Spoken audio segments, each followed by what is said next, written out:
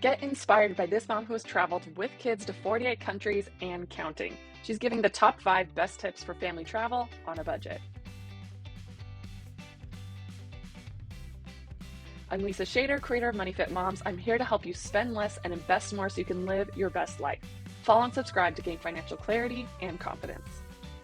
To get a written summary of this video, plus a travel budget spreadsheet or printable to plan your next trip, go to moneyfitmoms.com and search for travel.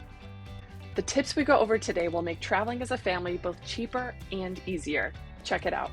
I am so excited to interview Preethi Harbook, who is the creator, owner of Local Passport Family. And she is, if you are an ambitious traveler and you have kids and you want to travel the world, she is an absolute must follow. I know that when I took your pictures for my photography account and I posted you, everyone who didn't already know about you, which is just a few, the people who didn't was like, oh my gosh, she's amazing. You Oh, have you are so kind. five kids, 5 correct? kiddos.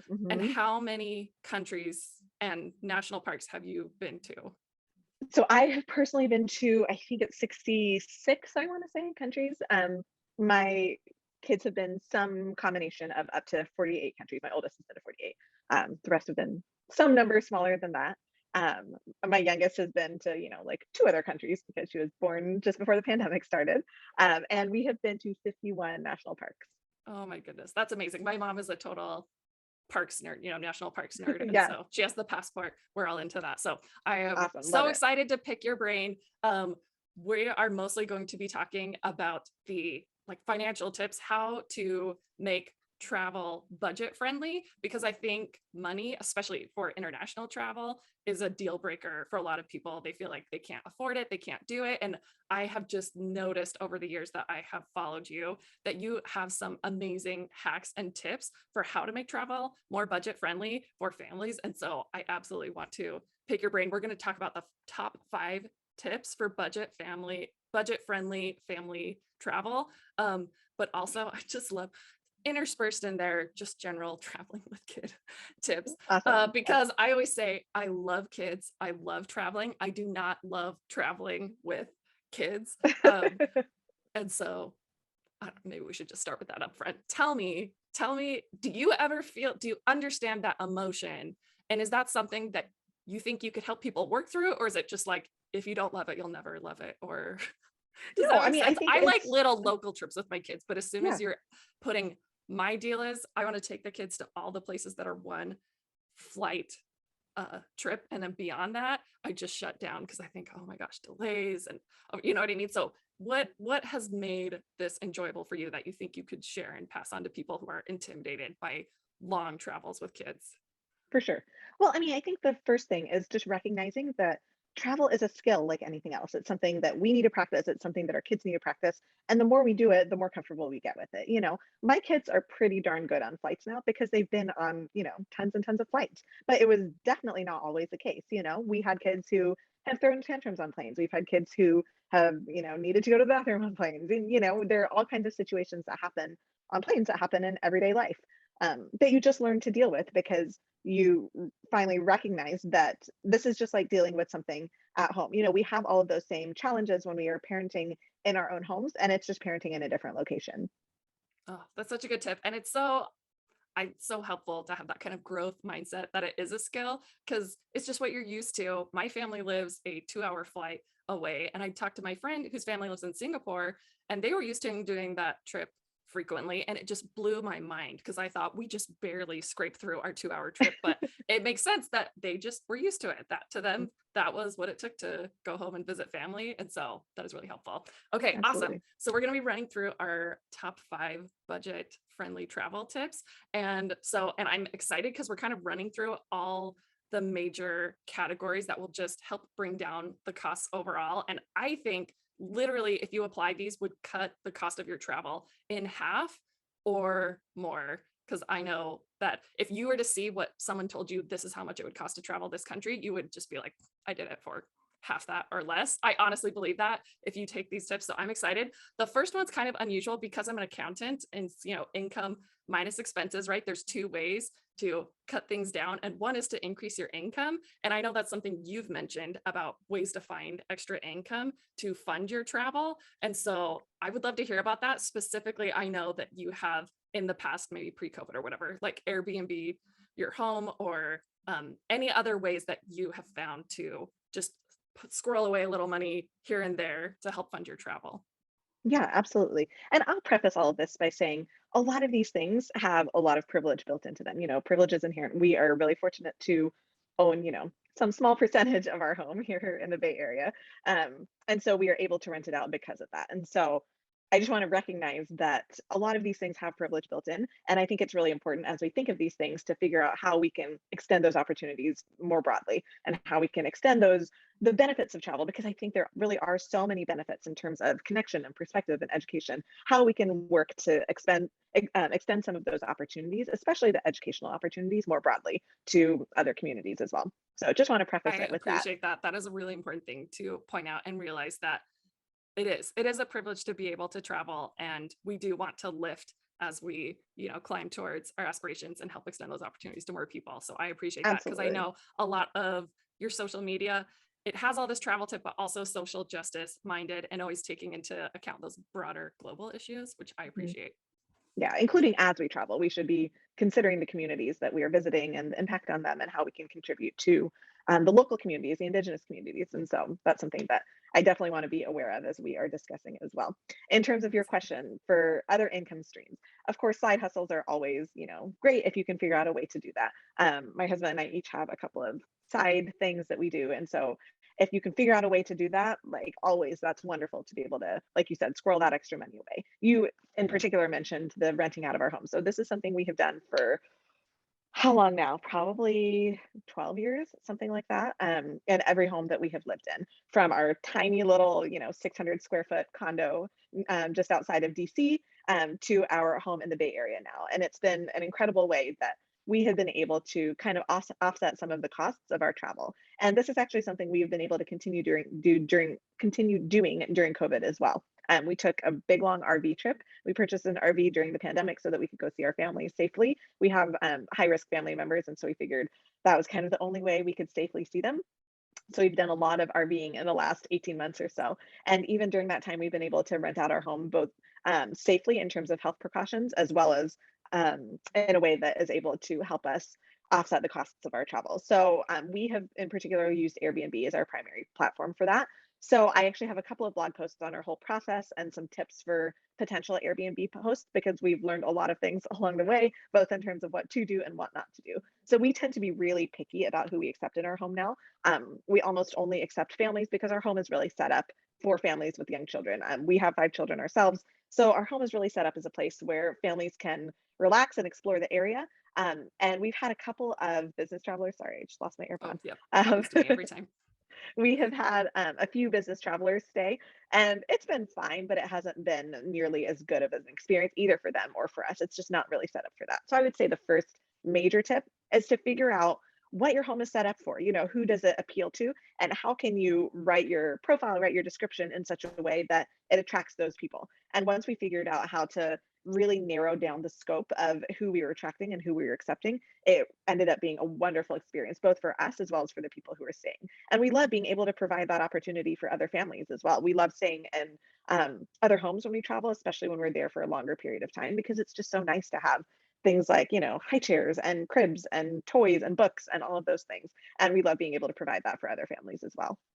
Oh, I never even thought about that. It's so true though with marketing that if you're trying to speak to everyone, you're speaking to no one. So you kind of have to look Mhm. at the 80-20% rule, like serve that 20% of the Yeah, people really well and just willing to let go of that other mhm, 80% because you're probably not going to be able to serve them as well anyway. So you're much better absolutely. like finding who you're aimed towards. So that is Yeah. awesome. And then to direct people to your blog, we'll talk about at the end, but what's your blog URL? It's localpassportfamily.com. Awesome. Okay, So so if you go I in there and know. just search Airbnb, a few of those posts will come up that have more Perfect, info on because how to go through the whole process. yeah, I think every tip we're gonna be going through, you have a blog post that expands on these, so we can I just hope so. hit on And if I yeah, don't, I should. you So do. Your blog is amazing. It has so many resources, so I can direct people to there. Okay, so the second tip is about flights. How to watch for flight deals because I think besides accommodations, flights will often be the largest expense depending on where you're traveling to. yeah. Sometimes people live in areas that are expensive to fly out of because they have to take another flight just to get to a major airport. And Mhm. so, what would be your best tips for saving money on flights?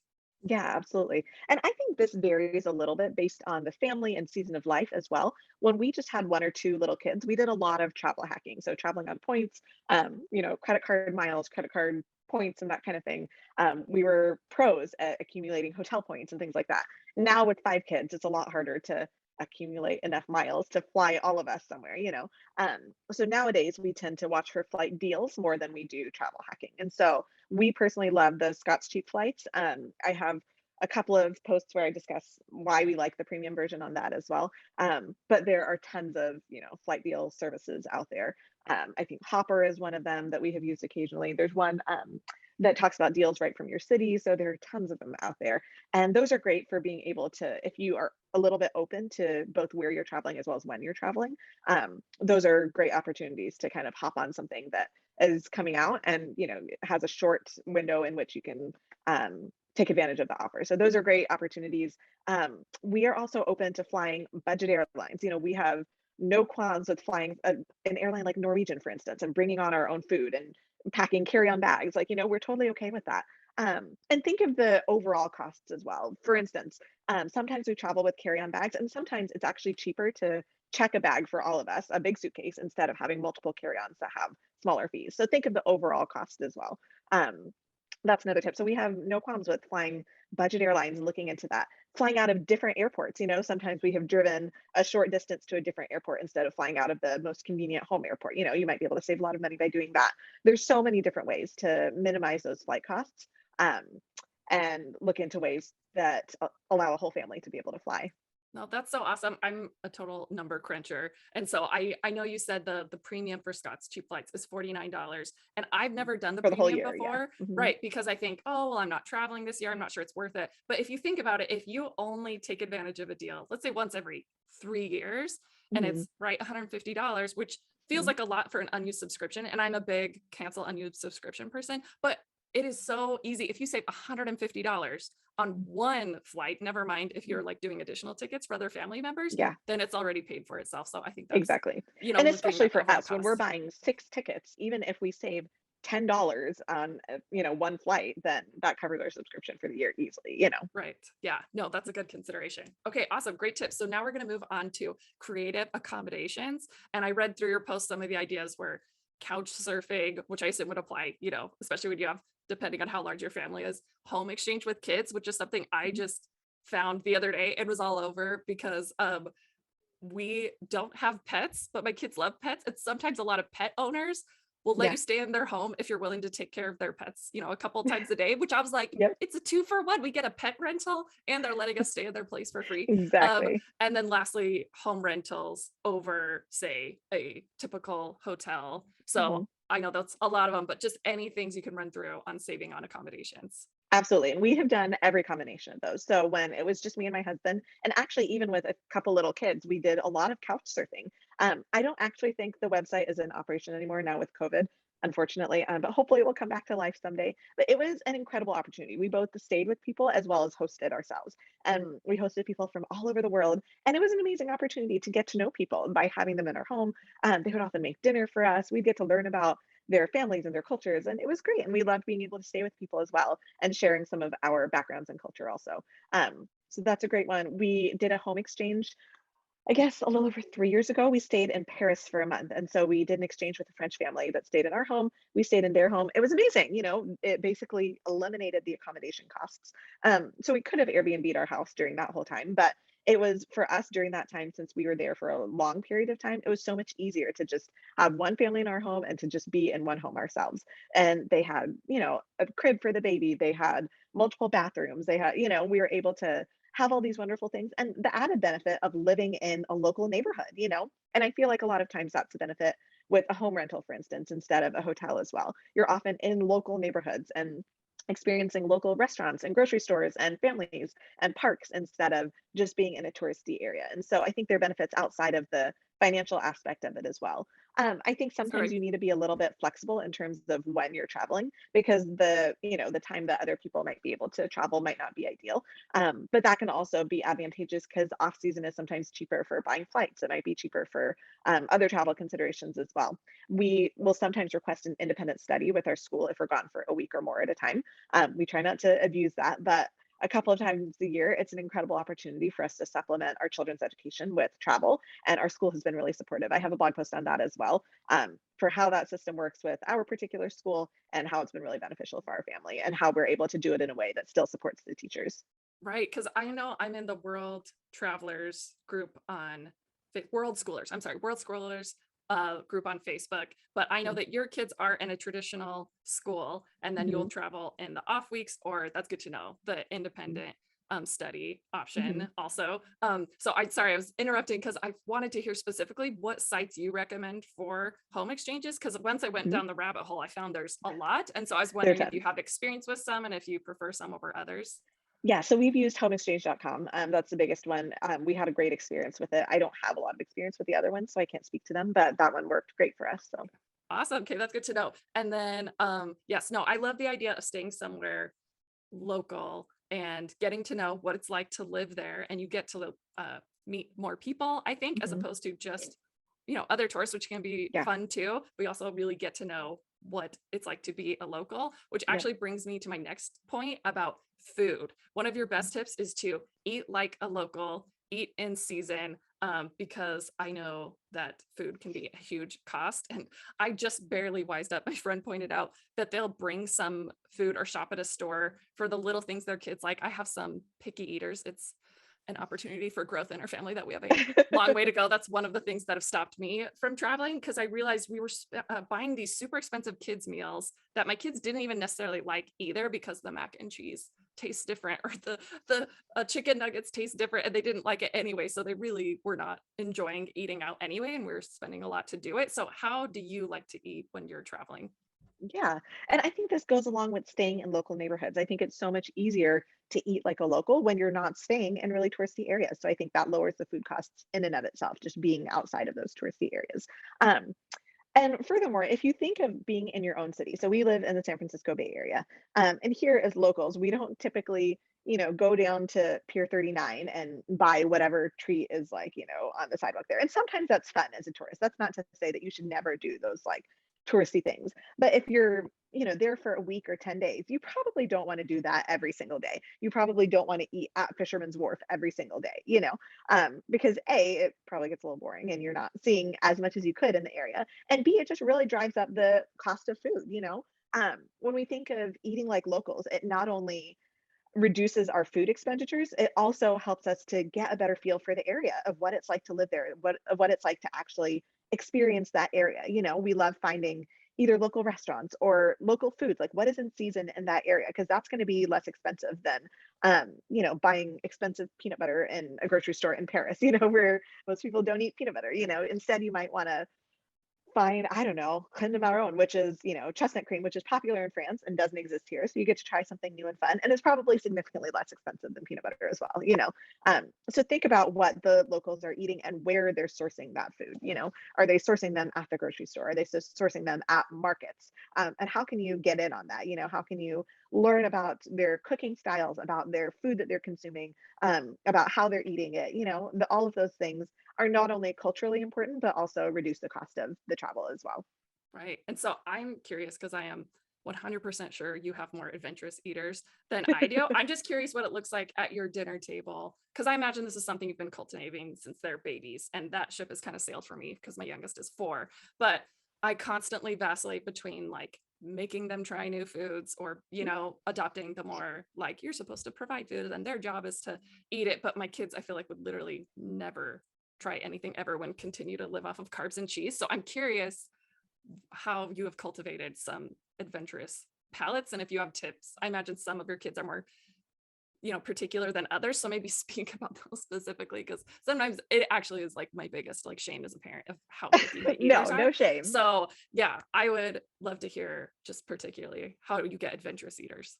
Yeah, absolutely. I mean, like you said, I think every kid is a little bit different. However, we do have pretty good eaters that, yes, we have been working on that since they were babies. We do baby led weaning with our kids. We don't really do baby food ever. And so they're trying new flavors and things from the time they're, infants just starting to eat.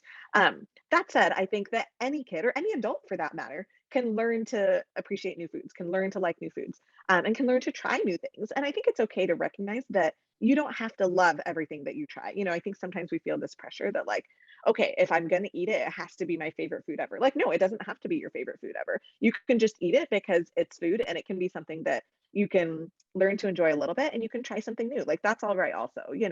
Um, so I think that's one thing. Another thing that we love to do is incorporate new foods into our home, into our daily routine. I created something called the Global Children's Book Club, which has had different forms over the years. But last year in particular, we had 26 days of going through 26 letters of the alphabet, and we had one country for each letter. So A is for Australia, B is for Brazil, C is for Cambodia. And so along with that, each country had a picture book that went along with it, and then it also had other resources. So craft activities, songs, dances, all of those things, as well as recipes. And so we loved making these new recipes from different places around the world. And I find that when my kids are involved in helping to make something, they're way more likely to try it out. When they see what goes into it, when they feel like they put effort into it, they're way more likely to at least try it. And I think it's important to remember that most of us don't like something that's brand new the first time that we try it. I think it's like 7 times on average that it takes of exposure before you start to like something. So keep trying, keep serving those foods, keep incorporating them, keep having your kids, participate in making them. And maybe you choose one night a week where that's your global night and you try a new meal that day, where you try a new recipe from a different part of the world, or just even a different spice. Maybe it starts with smelling a new spice and seeing, what that smell is like, what you would imagine that it would taste like. There's small steps to kind of slowly work your way into trying out those new foods and enjoying them. Awesome. Thank you so much. Okay. I'm so excited for we're on tip number 5, choose free activities. And I think when I was reading through you expanding on this in a blog post, it sounded like no, in my mind, it's like the budgeter in me that's like, oh, like keep it cheap. But actually, when you expanded on why to choose free activities, in some ways, it sounded like the most amazing things that you could do. That it wasn't just about cost; it was actually about finding those opportunities that sometimes maybe we skip because we think, oh, this is so valuable because it costs $75 a person to do. When in reality, some of the free activities I think end up being the most rich and honestly kid friendly because a lot of Mhm. them are outdoors. So why don't you expand on that? Maybe share some examples of some activities that were free that ended up being your favorite part of the trip. Absolutely. So I think this goes back to kind of living like a local as well. When we think about our own area where we all live, it's not like we are going and paying, $150 for a whole family to ride the London Eye every day, or every week, or frankly, probably even every year. When you're living somewhere, you are naturally finding the things that are free and fun to do. So when we go and find those things when we're on our travels, it's not just like you said about minimizing costs. It's also about finding the local flavor. It's about imagining what it's like to live there, to be in that place. It's about finding those hidden gems. And I think there's so many things like that. I remember when we were in Pisa in Italy. We had gone to see the Leaning Tower, of course, because you have to go see the Leaning Tower. But then we went to this little beach that was in Pisa, and it's not like Pisa is a super popular beach area. There are plenty of way more popular beach areas in Italy, but we were in Pisa and we figured we'd spend the rest of the day at the beach. It was such a delightful experience because we only saw local families there. The local families weren't all going to see the Leaning Tower every day. They weren't going to these really, far off, super fancy, expensive beach resorts. They were going to their local beach. And those were the people that we met and interacted with when we were also at the local beach. And that was amazing. And there's so many things like that. There are parks, there are playgrounds. Like kids are great with that because you go to these playgrounds where families are going and you get to meet people who are from that area, who you get to learn from, who you get to discuss with, who might give you great restaurant tips, or they might tell you about their local children's nature center that you can also go visit. So there's so many incredible free activities that also help you get to know a place, more than you would through just visiting the touristy sites. Absolutely. Yeah. I think it's like one thing, point that I've noticed you've hit in every category is interacting with the local people where you Mm. travel. And like, really, that is a huge part of the experience and where you're going to learn so much of what you're going to take away from the trip of meeting new people, learning new experiences. And so, and kids are great for that, right? It's kind of like Yes, a little opportunity to interact with other people. So I love absolutely. that tip and that emphasis, and it's definitely gonna help me come out of my shell. I'm a pretty friendly person, but it's a good reminder to actually make that a point on my trip to meet Yeah, new people, to yeah. ask about anything that I might not know about that might not be Mhm. on TripAdvisor, but is actually the best part of the trip. That happened when I was in Lyon. With this was when I was like pre-kids, pre-married. It was a group of us, and we just met this local couple who gave us a tour of the kind of architectural highlights. And That's amazing. when I left, like the next morning, I was in a postcard center, and it was a picture of all the places they had taken us to. And I just had no idea that that was something that we should do there. And I Yeah, would have never known if we hadn't met this like sweet, they were just the sweet older couple who just had the yeah. time to be our like walking guide tourists for That's the incredible. evening. And so, I yeah, love I think Lyon. I that's an studied awesome abroad point. there, so it has a Did you? special place in Oh my heart. yeah, it was incredible. So awesome. These are such good tips. I obviously I think most people who see this will already follow you, but if they don't, I encourage them to follow you and also to sign up for your A to Z Global Children's Book Club that you talked about. And it has this adorable, like free printable passport that your kids So can cute. fill out, and I it's got I did not color. create it. A designer Right. created it, and it's Yes, it's darling. It's beautifully, so yeah, cute. beautifully designed. And honestly, we had done those kind of country, I can't remember, it's, highlights magazine or something that does something. And I was looking at your passport and I was like, oh my gosh, this is so much cuter and really so much more expansive. And it's something that people can sign up for free. So I want to encourage everyone to sign up for that. And on my end, if people aren't following me, I didn't even introduce myself. Lisa, Money Fit Moms. I have a Money Fit challenge for people who want to um, do everything from investing, budgeting, and just kind of understanding the bigger picture of working towards financial independence so that you perhaps have more opportunity to travel.